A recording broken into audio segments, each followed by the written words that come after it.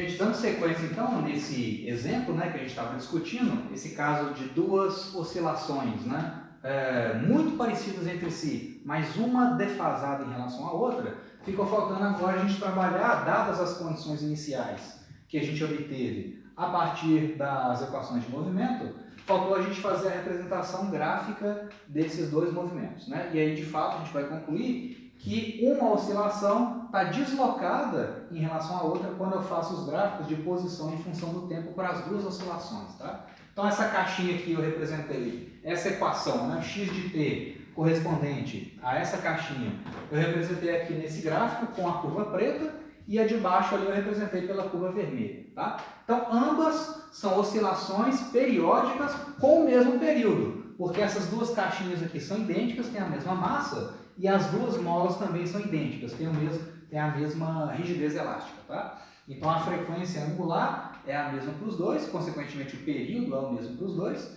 e a amplitude é a mesma também. Eu estou supondo isso desde o início. A diferença entre as duas oscilações é que uma tem uma constante de fase diferente de zero, a outra, a constante de fase, aquele φ, né, é igual a zero. Tá? Então, pegando essa equação aqui representando no gráfico, eu tenho uma função do tipo a cosseno de ômega t, e quais que eram as condições iniciais?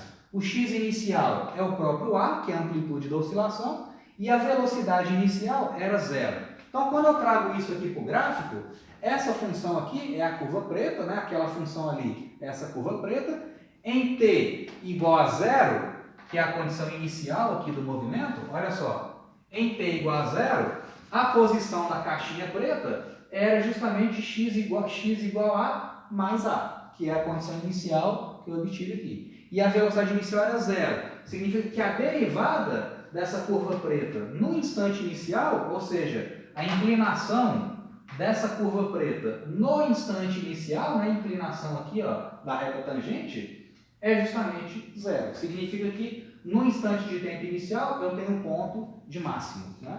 Então a inclinação aqui é zero e depois ela oscila com frequência angular ômega, né, que é aquele raiz de K sobre M. Tá legal? Agora vamos ver a mesma coisa para a curva vermelha, para a oscilação daquela caixinha vermelha ali. Ó. Quais que eram as condições iniciais para ela? Quando eu liguei o cronômetro, a caixinha de baixo estava na posição x igual a raiz de 2 sobre 2. Então não era x igual a é x igual a raiz de 2 sobre 2. Raiz de 2 é aproximadamente 1,4, né? 1,4 sobre 2 dá 0,7. Então isso aqui vai dar aproximadamente 0,7A. Então quando eu liguei o cronômetro, a posição da caixinha vermelha era essa aqui, ó. Essa posição é justamente, eu não coloquei aqui, né, para não ficar embolado, mas essa posição, essa coordenada, a coordenada x no instante t igual a zero para a oscilação vermelha é igual a aproximadamente 0,7A. Né? Posso escrever aqui no cantinho? Esse aqui é 0,7A, aproximadamente, né? E a velocidade, qual que era a velocidade inicial da caixinha vermelha nesse instante de tempo, quando eu liguei o cronômetro e comecei a observar o movimento dela? A velocidade inicial não era zero, era a ômega raiz de 2 sobre 2, ou seja, um valor positivo. Significa que a derivada, né, ou seja, a derivada é o dx dt, né, o dx dt da caixinha vermelha. Então a derivada dessa curva vermelha avaliada no instante de tempo t igual a zero, é diferente de zero, né? É um número positivo. Significa que essa caixinha, no instante de tempo inicial, ela estava caminhando para a direita. Estava indo em direção à posição x igual a. Né?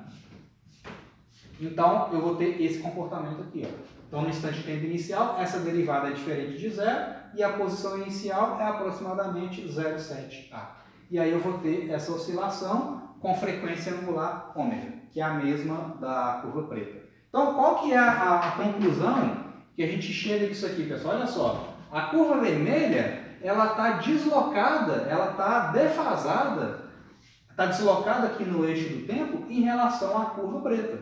Vamos pegar um outro instante de tempo aqui, ó. Quando a caixinha preta vai lá para a posição x igual a menos a, faltou colocar aqui, ó. Quando a caixinha preta chegou na posição x igual a menos a, ou seja, quando a caixinha preta saiu daqui, passou pela posição de equilíbrio e foi lá para o outro lado, chegando na posição x igual a menos a, do outro lado do sistema de coordenadas, né? Do outro lado aqui, ó, quando a caixinha preta está na posição x igual a menos a caixinha vermelha ainda vai levar um tempo para chegar na mesma posição, x igual a menos a. Né? De novo, quando a caixinha preta volta para a posição original, que é x igual a mais a, ou seja, né, a caixinha saiu daqui, foi lá para o outro lado e voltou. Quando ela chega de volta nessa posição de máxima deformação da mola, ou seja, quando a caixinha preta está nessa posição aqui, ó, a caixinha vermelha ainda vai levar um certo tempo até chegar na posição x igual a mais a. Então a caixinha vermelha ela está atrasada em relação à caixinha azul, né? Em relação à caixinha preta. Quando a caixinha preta já chegou na posição de máxima deformação, a caixinha vermelha ainda vai levar um certo tempo até chegar na posição de máxima deformação também. Então existe uma defasagem angular, né? Você vê que aqui a constante de fase é 0, aqui é menos π sobre 4 radianos, né? Então tem uma defasagem angular entre as duas oscilações e isso me leva a uma defasagem temporal entre as duas oscilações. Tá? Esse tipo de análise, pessoal, vai ser muito importante para vocês quando vocês forem, por exemplo, analisar, fazer decomposição de sinais de, por exemplo, estações de rádio, né? Sinais de ondas eletromagnéticas. Né? Então você tem, por exemplo, duas fontes que estão emitindo, duas antenas que estão emitindo radiação eletromagnética em relação a duas antenas que estão emitindo radiação eletromagnética para um detector. Aí esse detector, ele vai superpor essas duas ondas, vai somar essas duas ondas eletromagnéticas que chegam nele. Aí você quer você quer analisar a defasagem entre uma oscilação e outra. Ou seja, quando uma onda eletromagnética atinge o máximo, quanto tempo depois a outra onda vai atingir um valor de máximo também. Então fazer análise de sinais, né? ou análise de defasagem de sinais, né? Por exemplo, de ondas eletromagnéticas, né? Vindas de estações de rádio ou de estações emissoras, né? É uma coisa que vocês vão fazer no dia a dia. Né? Fazer decomposição de sinais e análise de defasagem entre dois ou mais sinais. Ok? Então, na verdade é isso. Né? Você está medindo, aqui igual nesse exemplo, você está medindo o deslocamento temporal de uma onda, né? De uma oscilação em relação à outra. Tá ok? Então agora o nosso objetivo é o seguinte: quanto que vale esse ΔT? Eu já sei a defasagem angular. Como que eu traduzo, né, essa defasagem angular para uma defasagem temporal? Né? Qual que é a relação entre os dois? Eu vou simplesmente usar uma regra de 3, né, entre defasagem angular e defasagem temporal. Né? Para isso, como que a gente vai montar essa regra de 3? Vamos fazer um raciocínio junto aqui. Ó. As duas oscilações, pessoal, as duas funções, elas são periódicas com período t. Né? Período t, que para o sistema massa-mola é 2π raiz de m sobre k. Né? É a fórmula específica do período para um sistema massa-mola. Tá legal? É a mesma massa, o mesmo k para os dois. Tá? Então é o seguinte, as duas oscilações se repetem a cada t segundos. Então, veja o seguinte, se eu pegar a curva preta ou a curva vermelha, se eu deslocar, o que é o período? É a distância entre dois máximos ou entre dois mínimos, tanto faz, tá legal? É o intervalo de tempo de repetição da oscilação. Então, se eu pegar a curva preta ou a curva vermelha e deslocar para a direita de t segundos ou deslocar para a esquerda de t segundos, vai fazer alguma diferença? Não vai fazer, né? Não vai fazer diferença nenhuma. Porque se eu desloco esse cara de t segundos para lá ou t segundos para cá, a função vai se superpor, né? Ela se repete a cada t segundos. Né? Então, se eu pegar qualquer uma dessas duas curvas e aplicar um deslocamento temporal de t segundos, eu vou ter, no fim das contas, a mesma oscilação. Né? Então não vai fazer diferença nenhuma. Por outro lado, vamos pensar agora em termos de defasagem angular. Se eu pegar essa função aqui de cima e somar uma constante de 2π radianos, vai fazer alguma diferença no comportamento dessa função aqui? Ó? Não vai fazer diferença nenhuma, porque a função cosseno ela se repete a cada 2π radianos. Né? Cosseno de um ângulo qualquer mais 360 graus, que é 2π radianos, né? Vai dar o mesmo cosseno. Cosseno de qualquer ângulo mais 360 graus vai dar o mesmo cosseno. Então, se eu somar 2π radianos aqui ou aqui, no fim das contas eu vou ter exatamente a mesma oscilação, não vai fazer diferença nenhuma. Né? Então, o que eu quero dizer com isso? Para eu montar essa regra de 3 aqui. Se eu aplicar uma defasagem de t segundos, não vai fazer diferença nenhuma. Isso é a mesma coisa que eu aplicar uma defasagem angular de 2π radianos. Eu vou ter, no fim das contas, a mesma oscilação. Tá? Então, se para t segundos eu tenho uma defasagem angular de 2π radianos, se eu tiver uma defasagem angular de π/4 radianos, como que isso vai se converter em termos de defasagem temporal? Entenderam a regra de 3? Olha só. Para uma defasagem de t segundos, que é o período, corresponde uma defasagem angular de 2π radianos. Se eu tiver uma defasagem angular de π/4, né, que aqui é 0, aqui é π/4, então a diferença de fase aqui é π/4, né, em módulo. Então, se eu tiver uma defasagem de π/4, como que isso se reflete no intervalo de tempo? Qual que vai ser a defasagem temporal correspondente a isso? Só fazer a regra de 3 agora. Então, 2π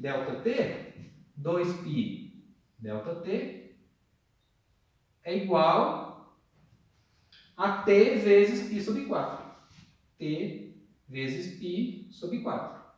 Né? Só multiplicar cruzado aqui, ó, uma regra de 3. Né? T sobre ΔT é igual a 2π sobre π/4. Então, você multiplica cruzado aqui. Né? Então, como é que fica isso aqui no fim das contas? Esse π aqui vai cortar. Né?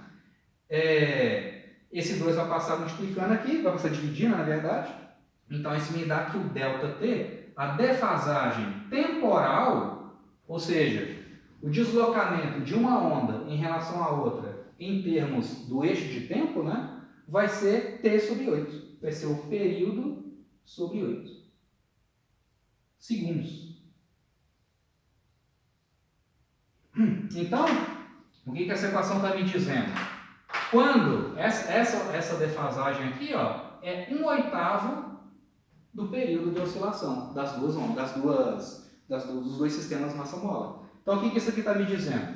Quando a caixinha preta chegou, ela está oscilando. Ela está aqui, foi lá para o outro lado e voltou. Quando ela volta para a posição x igual a A, que é a deformação máxima da mola, a caixinha vermelha vai demorar um certo tempo até chegar na mesma posição. Quanto tempo a mais ela vai demorar? t/8 segundos. Né? Então, a defasagem temporal entre os dois é 1/8 do período. Tá? Então, é sempre essa regra de 3, né? Para você converter defasagem angular para defasagem temporal. Para período, corresponde uma defasagem de 2π. Para uma defasagem angular qualquer, corresponde a um ΔT de deslocamento temporal. Só fazer a regra de 3 para achar o valor. Tá? Para achar o atraso temporal de uma oscilação em relação a outra. Tá legal? Para a gente fechar então essa discussão do sistema massa-mola, só está faltando a gente falar agora de conservação de energia. Tá? Então eu vou dar sequência nesse assunto aqui do outro lado do quadro. Tá?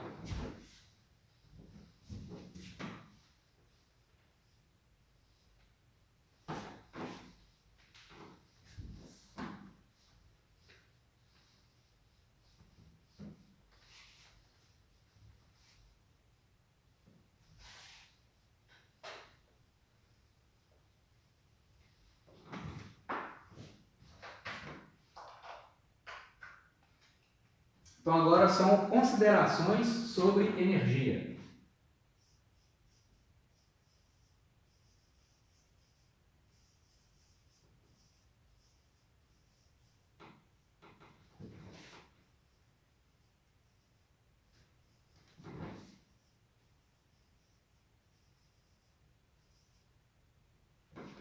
Então a gente vai continuar trabalhando com o sistema massa-mola ideal, né? O sistema massa-mola sem atrito, tá? E aí vamos concluir que de fato a energia mecânica se conserva, ou seja, a soma da cinética com a potencial num sistema desse tipo, né? Sem atrito, ela vai se conservar sempre, tá? Então, gente, vamos lembrar o seguinte, né? O que significa...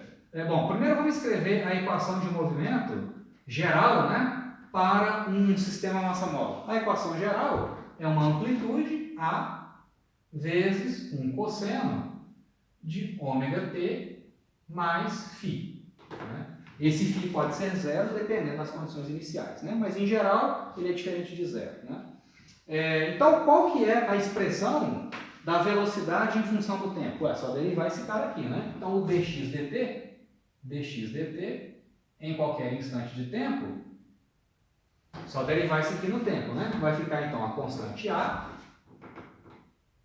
derivada do cosseno da coisa é menos o seno da coisa, menos o seno de ômega t mais φ, mas tem que derivar a coisa, né? Então a derivada de ômega t mais φ vai ser o próprio ômega. É a expressão da velocidade em função do tempo, né? Então a energia cinética da caixinha vai ser uma função do tempo também. Então a energia cinética, que eu vou representar aqui por K cinético, né? Ou energia cinética, né? Simplesmente, vai ser meio de mv2, né? Meio de massa da caixinha vezes a velocidade dela ao quadrado, que é dx dt ao quadrado. Dx dt ao quadrado. Né? Isso vai dar, então, meio de massa m vezes o dx dt elevado ao quadrado. Né? Então, pega tudo ali e eleva ao quadrado. Vai ficar a ao quadrado, ômega ao quadrado, seno ao quadrado de ômega t mais φ. Seno ao quadrado de ômega t mais φ. Tá? Então, isso aqui é a expressão da energia cinética. Bom, além da energia cinética, a outra forma de energia que a gente tem associada a um sistema massa-mola, né, uma energia associada à deformação da mola, a gente já sabe lá da física 1, né, que para uma mola deformada, eu tenho uma energia potencial elástica associada a ela. Então, a gente representa isso pela letra U, né, U elástico.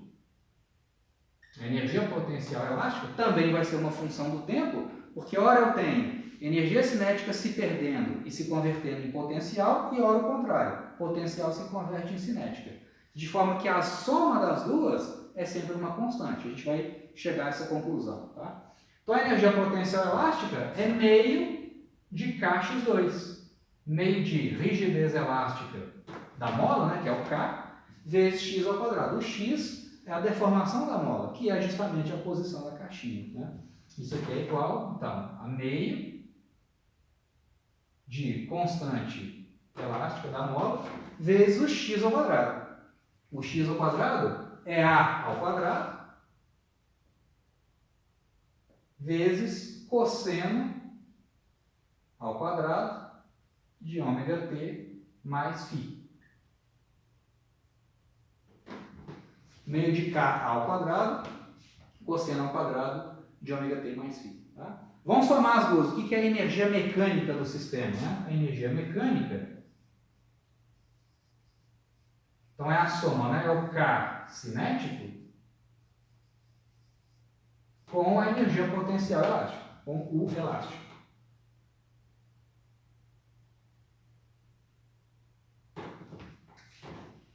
Então vai ficar a soma daquelas duas funções ali, né? Vai ficar meio de m a2 ômega 2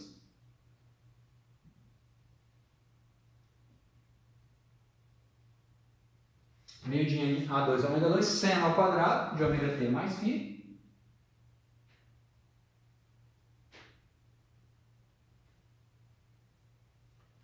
mais a energia potencial, meio de k ao quadrado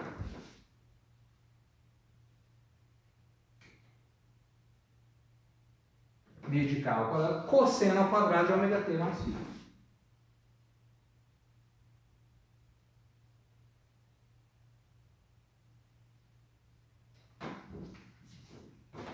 eu quero dar um jeito de somar aquelas duas funções, né? Aqui não está na forma bacana da gente somar pelo seguinte, essa constante que aparece aqui, aparentemente, é diferente dessa outra constante. E se eu conseguisse colocar esse cara em evidência e esse cara em evidência, aí eu teria seno quadrado com cosseno ao quadrado. Seno quadrado mais cosseno ao quadrado é 1, né? Então, será que essas duas constantes aqui são diferentes? Vamos ver. Aqui eu tenho meio de K ao quadrado. Aqui apareceu um ômega ao quadrado. Então, olha só, gente, para o sistema massa-mola, a gente já viu que existe uma expressão específica para a frequência angular ômega, né? A gente já viu que o ômega ao quadrado, especificamente para o sistema massa-mola, é igual a K, rigidez elástica, né, sobre M. O ômega é raiz de K sobre M, né? Então, o ômega ao quadrado é K sobre M. Então, vamos pegar isso aqui, ó, essa relação, e vamos jogar aqui, ó. No lugar do ômega ao quadrado, eu vou jogar K sobre M, tá? Então, no lugar do ômega 2 aqui, ó, eu vou colocar K sobre M. Aí, beleza, né? Vai cortar a massa aqui, ó. Vai cortar essa massa, vai cortar com essa. Aí, beleza. Eu tenho meio de K ao quadrado, meio de K ao quadrado. Eu vou conseguir colocar em evidência, né? Então, a energia mecânica fica da seguinte forma. A energia mecânica vai ser meio de K ao quadrado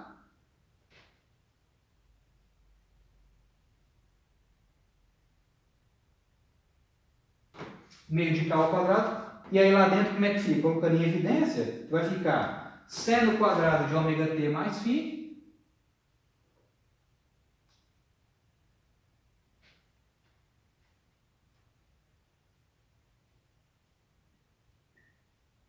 seno quadrado de ômega t mais φ mais cosseno quadrado de ômega t mais φ.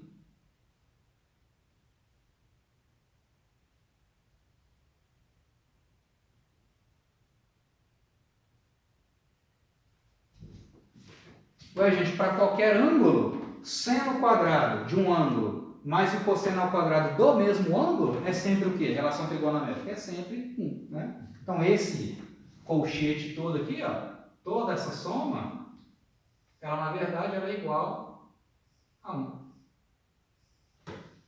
Significa que a energia mecânica,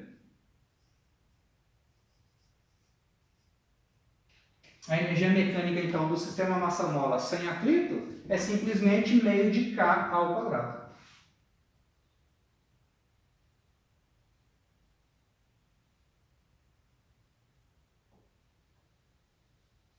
Meio de K vezes amplitude ao quadrado, que é uma constante, né? O K é constante, a amplitude é constante, a energia mecânica é constante, ou seja, a soma da cinética com a potencial se conserva, a energia total se conserva, né? Repara que isso aqui, gente, meio de K ao quadrado, é justamente a energia potencial elástica quando a caixinha está na posição de máxima deformação, né? Quando a caixinha, qualquer uma das duas aqui, pegando no exemplo anterior, né?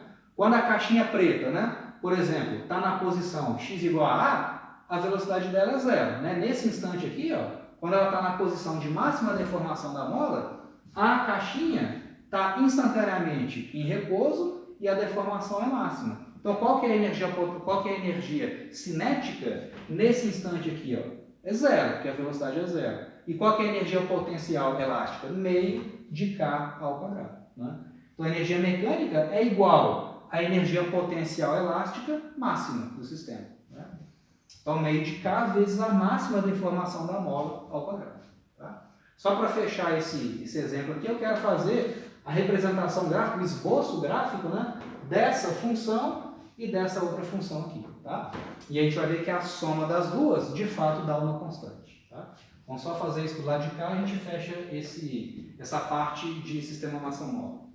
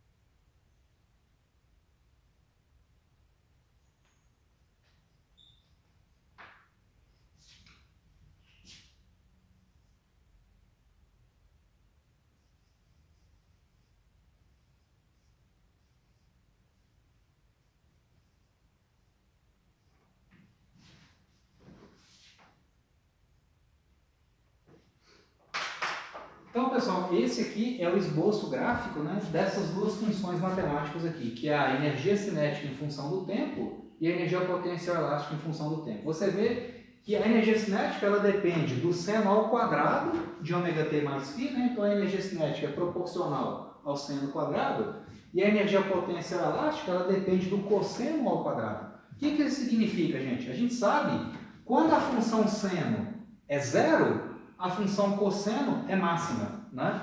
Quando, por exemplo, né, a gente sabe lá da trigonometria, vamos pegar, por exemplo, o seno de π sobre 2, né? O seno de π sobre 2 é 1, que é o valor máximo para a função seno. O cosseno de π sobre 2 é igual a zero. Π sobre 2 corresponde a 90 graus, né? Então, o seno de 90 é 1 e o cosseno de 90 é zero. Vamos pegar aqui, por exemplo, o seno de 0 é igual a 1. O seno de 0 é igual a 0. O cosseno de 0 é igual a 1. Então, quando uma função é nula, na verdade, não quando ela é mínima. Quando uma é nula, a outra é máxima. Quando uma é nula, a outra é máxima. Então, quando o cosseno ao quadrado de ômega-t mais φ é 0, o seno ao quadrado de ômega-t mais φ é igual a 1. E vice-versa, né? Quando esse cara aqui é 1, esse cara aqui é 0. O que isso significa? Como essas duas funções aqui elas estão elevadas ao quadrado, elas são sempre positivas, né? Então, quando eu represento tanto a energia cinética quanto a energia potencial em função do tempo, as funções são sempre positivas, elas são zero ou positivas, né? Quando eu represento a função seno da função original, né? Quando eu represento a função seno, ela vai de menos 1 até 1. A função seno ao quadrado, ela vai de 0 até 1. Né? Então, as duas funções aqui, ó, elas são zero ou positivas. Né? Qual que é o valor máximo para cada uma delas?